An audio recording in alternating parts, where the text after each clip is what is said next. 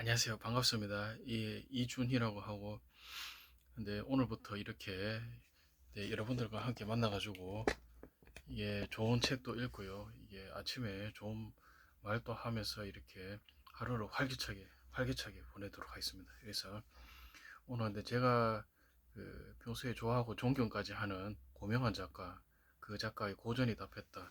그 책을 읽고 인상적인 그 내용에 대해서 오늘 잠시 이야기해 보겠습니다. 첫째, 2 곱하기 2가 4가 아니다. 이렇게 내용이 나와 있습니다. 이게 4가 아니라 다양한 숫자가 나올 수 있습니다. 그래서 그게 이게 뜻하는 것은 고정관념에서 우리가 벗어나자 이런 걸 갖다 의미합니다. 그래서 나만의 관념이나 뭐 그렇게 생각을 만들자 이렇게 해서 많은 명작가들이 있습니다. 안중근 의사부터 해서 앙드레지드, 그다음에 까미, 그다음에 니코스 카잔차키스, 그리고 도스토옙스키 이런 분들도 고정관념에서 벗어나가지고 자기만의 이렇게 생각을 만들어낸 분들입니다. 그래서 근데 루소의 경우에도 이게 명언을 했었는데, 가장 오래 산 사람은 이게 물리적인 나이가 많은 사람이 아니라 이 생을 잘 느끼다 간 사람입니다. 그래서 근데 오래 살아도 만약에 남한테 끌려다니거나 수동적으로 이렇게 살아간다면요, 근데 아무리 오래 살더라도 이게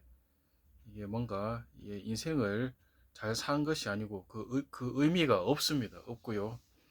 그렇기 때문에 예, 여기에서 강조하는 것은 그 자기만의 그 직관이나 자유를 가지고 인생을 느끼면서 살아간 사람이 사실은 가장 오래 산 사람이라고 볼 수 있습니다. 그리고 두 번째로 나온 것은 예, 구면 작가가 이게 좋아하는 노래 같은데, 그 거위의 꿈이라는 노래가 있습니다. 그래서 저도 이 노래 굉장히 가사가 되게 마음에 들었습니다. 그래서 제가 인상적인 문구를 보면은 난 꿈이 있어요. 그 아주 의미가 있죠. 그리고 저 차갑게 서 있는 운명이란 벽 앞에 당당히 마주칠 수 있어요. 내가 이때까지 보통 사람들이 뭐 고정관념이나 이렇게 그 뭐 사회가 만들어낸 이렇게 뭔가 고정관념 내지는 제도 이렇게 사람들을 그 자유를 소박하고 관념 속에서 이렇게 묶으려고 하는데, 그런 세상 속에서 내가 스스로 자유롭게 당당하게 맞설 수 있다. 이게 엄청난 겁니다. 엄청난 거고요. 그리고 언젠가 난 그 벽을 넘어서 저 하늘을 날을 수 있어요. 하늘을 높이 날을 수 있어요. 네, 지금 뭐 사회가 만든 관념이나 고정관념을 넘어가지고 자유롭게 나의 길을 걷겠다 이런 뜻입니다. 굉장히 좋습니다. 그래서 이 무거운 세상 또 나를 묶을 수는 없죠. 결국 내 인생은 내가 만들어간다 이런 의미고요. 이게 내 속에 뭔가 그 자유나 뭐 여러 가지 뭐 이때까지 읽은 책 중에서 뭐 어린 왕자라든가 뭐 자유를 추구하는 모차르트 이런 분들, 이게 뭔가 사회가 만들어낸 고정관념이 아니라 내 스스로 뭔가 창조하고 자유롭게 생각하면서 자유를 꿈꾼다 이런 아주 의미심장한 이야기입니다. 그래서 그 부분 되게 인상 깊었고, 근데 인생에 늦은 순간은 없다 이런 챕터도 또 있습니다. 근데 그는 나이는 숫자에 불과하다. 근데 보통 사람들이 이런 말을 자주 하는데, 실제로는 이렇게 그, 그 말과는 다르게 이렇게 잘 현실에 그게 벽에 부딪혀 가지고 자신만의 이게 그 길을 갖다 잘 걷지 못합니다. 나이가 늦어 가지고 내가 힘들다 이런 식으로. 근데 저도 마찬가지입니다. 저도 그런 생각 많이 했었고요. 근데 박경리 토지 보면 1897년 한과위 시절이라는 그런 내용이 나옵니다. 근데 그 당시에는 평균 수명이 200년 전이죠. 그게 한 40세 정도가 된다고 합니다. 근데 지금은요, 2020년 뭐 지금 그 시절은 평균 기대 수명이 그게 80대가 넘어갑니다. 80대 넘어가기 때문에 그때 거의 두 배입니다. 두 배.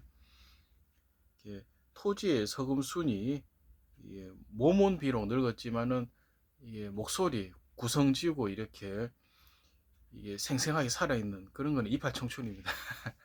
그렇기 때문에 나이는 숫자에 불과하다. 내가 어떻게 생각하느냐에 따라 가지고 또 달라질 수 있기 때문에 그런 부분 염두에 둬야 됩니다. 그래서 근데 박경리 선생 같은 경우는 토지도 남기고요. 근데 저는 토지에 대해서 이게 왜 저런 책이 유명해졌을까 이렇게 약간 의문을 가졌었는데, 그 뭐 스토리 전개나 아니면 그 문체나 이런 전반적인 부분을 봤을 때 그 인간의 그 영혼이나 이렇게 시대상을 갖다 잘 반영했고요.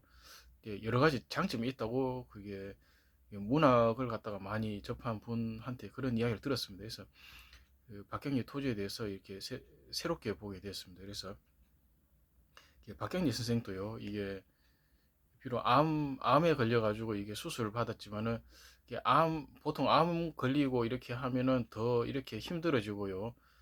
이게 작품 활동하는데 많은 차질이 있다고 생각됩니다. 그런데 그분은요, 그걸 극복하고 오히려 암 투병 이후에 그 더 왕성하게 작품 활동을 하셨다고 합니다. 그래서 그런 부분이 더 이게 뭔가 대단하지 않은가, 이렇게 나이는 숫자에 불과하다 이런 생각이 듭니다. 그래서 근데 보통 이게 물리적인 신체보다는 정신이 젊어야 됩니다. 그래야지 더 왕성하게 활동을 할 수 있고요.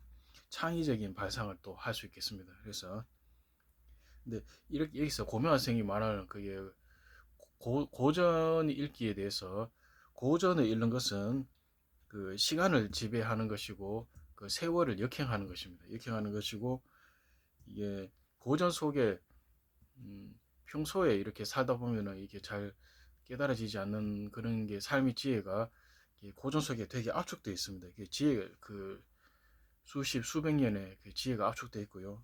그래서 경험을 통할 수밖에 없는 지혜를 고전을 읽음으로써 바로바로 느끼고 깨달을 수 있습니다. 이게 그걸 갖다가 책 한 권에 이게 내용이 다 들어가 있습니다. 그래서 아주 훌륭한 그 친구라고 생각됩니다. 그리고 고전은 근데 삶을 되게 압축을 합니다. 그래서 그 속에 많은 지혜를 담고 있기 때문에 삶을 압축하고, 그 이렇게 압축된 지혜를 바탕으로 이렇게 삶을 살다 보면은 이게 그 세월이 무색할 정도 세월을 뛰어넘어 가지고 그 삶을 잘 지혜롭게 능숙하게 살 수 있습니다. 이게 그게 근데 결론적으로 고전을 자꾸 읽음으로써 또 도리어 물리적인 나이는 많을지 모르지만은 정신적으로는 젊어지고요.